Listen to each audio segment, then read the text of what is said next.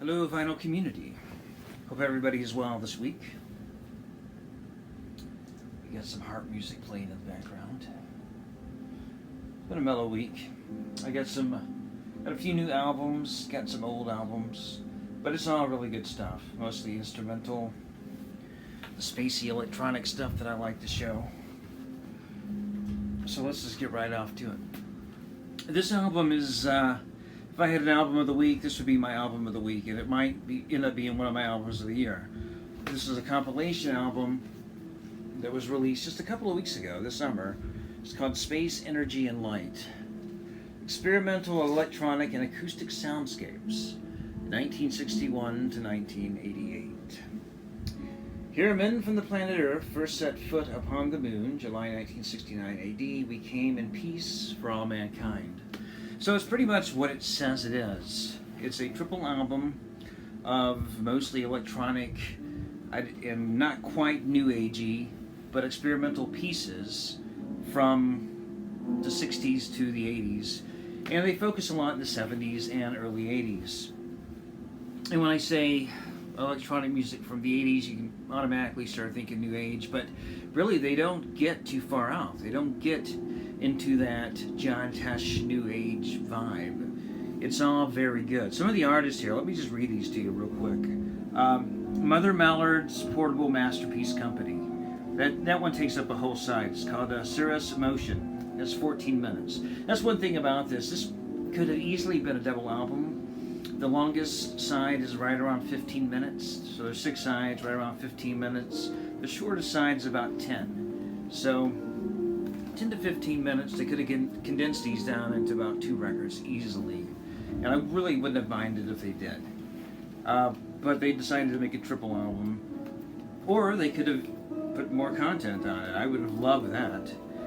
So you got Mother Mallard's Portable Masterpiece Company, Michael Stearns, Richard Penhouse, Kevin Brani. That is a great song, Ancient Stars. That's from 1988. And when I put that on, I hadn't heard that before. I was thinking, okay, I wonder how new agey this gets, but it's so good. Isis, right here. I don't know how to pronounce his name. Tim Blake, one of my favorites. Stratus, Steve Halpern, and Laurie Spiegel. And there's more. Michael Garrison, a few others. But I mean, it's a really good roster, and they didn't put a lot that, a lot of, they weren't predictable in this. They put a few that, maybe we wouldn't have known about. For example, I didn't know who Laurie Spiegel is, but now I know. And I've looked her up on the internet, and I've watched all types of videos, and, this is what a compilation is supposed to do. It's supposed to let you discover new artists and really good music. Now, last year, there were last couple of years, there were a couple of compilations that came out from Light in the Attic, Eye of the Center. This is New Age, and it does what it's supposed to do. This is a New Age album. And then the Microcosm came out. It's called Visionary Music of Continental Europe from 70 to 86. Now, I thought this would be a little bit more adventurous than it was, but it wasn't. I was a little disappointed in it. I mean, it was still very new agey. This is the music that should have been on here. This is more experimental, more adventurous. It goes into more detail and more depth. Right on the edge. I mean, it still could have been a little bit more adventurous, but this is what I'm talking about. Great album. I don't think I have much more to say about this. Check it out. The packaging, I guess I do have a little bit more. The packaging could have been a little bit better. It's a little flimsy. Bringing the albums in and out of the cover, it's already kind of ripped a little bit on the side. I would have liked to have seen this maybe in its own little hard case, but you can't have everything. The music is what matters, and it's a good album. So if you get a chance, check it out. I did pick up an album that I love, that I've been wanting for a long time. I've had on CD since pretty much the day it came out, but I hadn't had it on vinyl.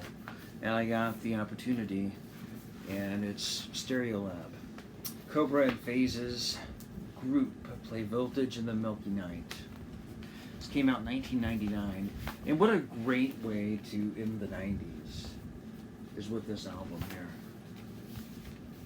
If you haven't heard it, it's great. You know, Stereolab kind of can be an acquired taste, so you know, before going out and spending money, I would listen to them on YouTube for a while, just to get that feel. They have a noise. You know, some of their music is very noyish, but she sings in French, and it's very electronic, but it's really good. And on the same tour, I see them on this tour actually. This was the, I guess you would call it, the singles. They had a couple of singles, like a little EP. This came out in 1999. I bought this the same year. This is the single for the Free Design, which was released off this album. It's got the Escape Pod from the World of Medical Observations, which is a great album. And a year later, 2 years later, when they released their album Sound Dust, I went and seen them, and this was their tour single. And I mean, this is great songs on here. I mean, some of the highlight. I mean, they were reaching their peak, in my opinion, right around the turn of the century, 99, 2001. And this one is Spec Voice and Free Witch and the No Rock Queen. Speaking of that, this is a Stereolab compilation. I don't think they've released this in vinyl. I could be wrong. If they did, it must have been a massive release. But there's 5 discs in here, and it pretty much spans their career up to that point, 2003. And one of the discs is, let's see, what do we got here? No, it's 3 discs of music and 1 disc of videos. And they have little stickers of their covers, their singles up to that point. I don't know if these are upside down or where they are, but you know, they had great album covers. They're in hiatus right now, indefinitely. What's that sense? But Stereolab's a great band. If you hadn't checked them out, do yourself a favor. I would check out the stuff from the mid to late 90s. Good stuff. Also on the old turntable this week, some Alan Parsons Project. Probably one of the top 4 of the Alan Parsons Project. It's up there. The Turn of a Friendly Card. Good stuff. Side 2, The Sweet, is the one I play the most, but Side 1 has got some great songs. I picked this up. You know, this is interesting. If you hadn't heard of Julian Cope, he's I call him a space rocker. He's a space rocker. He lives in England. He emerged on the scene in the late 70s with a band, I guess it was like a post-punk band called the Teardrop Explodes. And he was very prolific in the 90s and the 2000s, releasing albums just about every year. And now he just kind of self-releases albums. And the last 2 years, he has this thing called the Siddhartha Festival. It's a virtual festival, and he releases the guide, I guess you would call it, the festival brochure guide. And what it is Syd Barrett and Arthur Lee they died in 1 lunar month from each other. So he calls it the Syd Arthur Festival. And each day of that lunar month, something happens. He tells you about it. So, for example, today is July 26th. What happened on that day? Today is the 20th day of the festival. 3 things happened on that day, so he lists all 3 things, you know, and he has a little blurb about each. Carl Jung's birthday, Aldous Huxley's birthday and Mick Jagger's birthday. And sometimes, it tells you a little bit about Mick Jagger. And on the side here, it tells you a suggestion of a song you might listen to. Now, this is the Summer of Love edition, so all the songs, all the activities are from 1967. And this one actually came with a CD. And was it 28 songs from 1967, including Pink Floyd and Love. So, and also, there's kind of I thought it was a neat thing. Now, they're all sold out, and he had one last year, and I've got that one, but I can't find it. God knows where it is. And if he does it next year, I'll grab that one. But if you haven't checked out Julian Cope, go to his website. It's really cool. I mean, it's great as far as his users and the musical knowledge that they have. Also, one other thing. I've discovered this podcast. It's called The Vinyl Guide. So if you go to thevinylguide.com, he's got like 85 podcasts. Every week he puts out a new podcast. He's in Australia, but he's an American. He's brilliant. Check him out. You guys love it. Okay, what else we got? Well, speaking of Stereolab, these guys were considered to be peers of Stereolab Broadcast.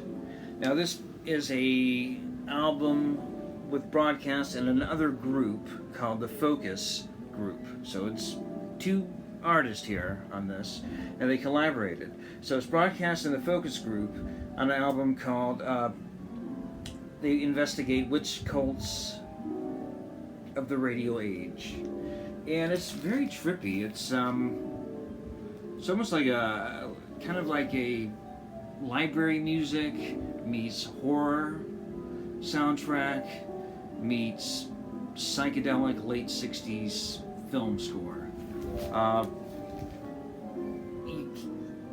As far as Broadcast, it's not a typical Broadcast album. You can kind of hear Trish Keenan's voice going in and out, the guitars, but mostly it's almost a cut and paste. So they probably made some songs, and the Focus Group, which is one guy, I can't remember his name, pretty much produced and assembled this.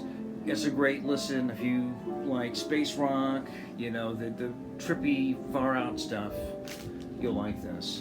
And on a sad note, if you do like Broadcast, you probably know this, but Trish Keenan, this was her last album. I think that there was an album they put out posthumously, but she died 2 years after this. She caught, I think it was the bird flu, and she died of complications of that. So officially, she died of pneumonia. She caught it while they were on tour in Australia. 41 years old. And I have some more, but I think I'll just show one more, and we'll keep this semi-short. Santana. Caravanserai. This was 1972. I think this was his fourth album. Yeah, this came after Santana 3. And this was the first of his fusion experiments. So he was really jumping off the deep end. He alienated a few fans here, but if you like fusion and you like experimental rock, and you haven't heard this one, go for it. I think there's only 3 songs here that actually have vocals. The rest are instrumental. So this is a great album. One of my favorites by Santana.